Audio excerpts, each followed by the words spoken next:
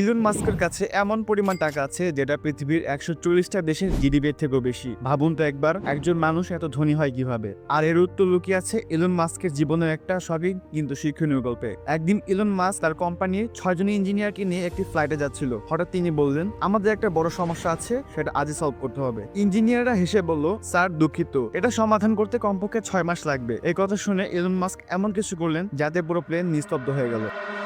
তিনি পাইলটকে বললেন, প্লেনটা ঘুরিয়ে দাও, আমরা কোম্পানিতে ফিরে যাচ্ছি। তারপর ইলন বললেন, আমি আর তোমরা কেউই বাড়ি যাব না যতক্ষণ না এই সমস্যার সমাধান হচ্ছে। আর এরপর কি হলো? যে সমস্যা সমাধান করতে তাদের নাকি 6 মাস লাগতো, সেই সমস্যাই তারা মাত্র 24 ঘন্টার মধ্যে সলভ করে ফেলে। এটাই প্রমাণ করে তুমি কোনো কাজের জন্য যত সময় দাও, কাজটা ঠিক তত সময় নেয়। সময় কম হলে ফোকাস বাড়ে, অজুহাত কমে রেজাল্ট দ্রুত আসে। ইলন মাস্ক শুধু ধনী না, তিনি সময়কে কন্ট্রোল করতে জানেন। আজ থেকে নিজেকে প্রশ্ন করো, আমি কাজটা কঠিন বলে দেরি করছি নাকি সময় বেশি বলে আলসেমি করছি?